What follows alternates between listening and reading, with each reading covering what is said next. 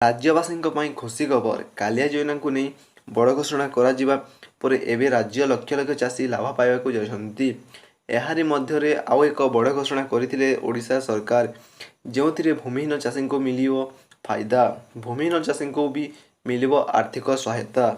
ଭୂମିହୀନ ଚାଷୀଙ୍କୁ ଅତିରିକ୍ତ ଆର୍ଥିକ ସହାୟତା ଯୋଗାଇ ଦେଇଛନ୍ତି ରାଜ୍ୟ ସରକାର। ଏଥିପାଇଁ ଅତିରିକ୍ତ ଭାବେ ରାଜ୍ୟ ରାଜକୋଷରୁ ଖର୍ଚ୍ଚ ହେବ। କାଳିଆ ଯୋଜନା ହିତାଧିକାରୀଙ୍କୁ ଥିବା ଭୂମିହୀନ ଚାଷୀ ପରିବାରକୁ ଆଉ 2,000 ଟଙ୍କା ଅତିରିକ୍ତ ସହାୟତା ମିଳିବ। ଏନେଇ ଘୋଷଣା କରିଛନ୍ତି ମୁଖ୍ୟମନ୍ତ୍ରୀ ନବୀନ ପଟ୍ଟନାୟକ।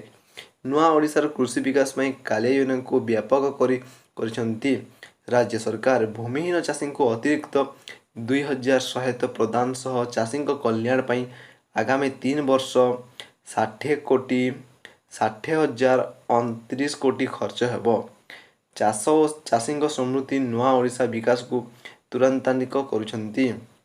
କାଳିଆ ଯୋଜନା କିସ୍ତି ସହ ଭୂମିହୀନ ଚାଷୀ ମଧ୍ୟ ପାଇବେ ଟଙ୍କା। ମିଳିଥିବା ସୂଚନା ଅନୁଯାୟୀ ମାର୍ଚ୍ଚ ମାସ ପ୍ରଥମ ସପ୍ତାହରେ ଚାଷୀଙ୍କ ଆକାଉଣ୍ଟକୁ ଆସିପାରେ କାଳିଆ କିସ୍ତି। ମାର୍ଚ୍ଚ ମାସ ପ୍ରଥମ ସପ୍ତାହରେ ଆସିପାରେ କାଳିଆ ଟଙ୍କା, ଯେତେବେଳେ କି ପୂର୍ବରୁ ଏପ୍ରିଲ ମାସରେ ଆସୁଥିଲା ଟଙ୍କା। କେବଳ ସେତିକି ନୁହେଁ, କାଳିଆ ସହାୟତା ରାଶିକୁ ଆହୁରି 3 ବର୍ଷ ବଢ଼ାଇଛନ୍ତି ରାଜ୍ୟ ସରକାର। ଏହା ହେଲେ 2026-27 ପର୍ଯ୍ୟନ୍ତ ରାଜ୍ୟର ଚାଷୀ ଟଙ୍କା ପାଇବେ। ରାଜ୍ୟ ରାଜକୋଷର ଏଥିପାଇଁ ଖର୍ଚ୍ଚ ହେବ 60,29.70 କୋଟି। ଏହା ସହ ସବୁଠାରୁ ଗୁରୁତ୍ୱପୂର୍ଣ୍ଣ କଥା ହେଉଛି ଯେ କାଳିଆ ଯୋଜନା ଆହୁରି 3 ବର୍ଷ ବଢ଼ିଛି। କାଳିଆ ଯୋଜନାର ବାର୍ଷିକ 2 ଥର ସହାୟତା ବ୍ୟତୀତ ରାଜ୍ୟ ସରକାର ଯେକୌଣସି ସମୟରେ ଅତିରିକ୍ତ ସହାୟତା ମଧ୍ୟ ଦେଇପାରିବେ। ଯେକୌଣସି ସମୟରେ ଅତିରିକ୍ତ ସହାୟତା ଦେଇପାରିବେ ରାଜ୍ୟ ସରକାର। ମିଳିଥିବା ସୂଚନା ଅନୁସାରେ ମାର୍ଚ୍ଚ ମାସ ପ୍ରଥମ ସପ୍ତାହରେ ହିଁ ଚାଷୀଙ୍କ ଆକାଉଣ୍ଟକୁ ଆସିପାରେ କାଳିଆ କିସ୍ତି। କେବଳ ସେତିକି ନୁହେଁ, କାଳିଆ ସହାୟତା ରାଶିକୁ ଆହୁରି 3 ବର୍ଷ ବଢ଼ାଇଛନ୍ତି ରାଜ୍ୟ ସରକାର।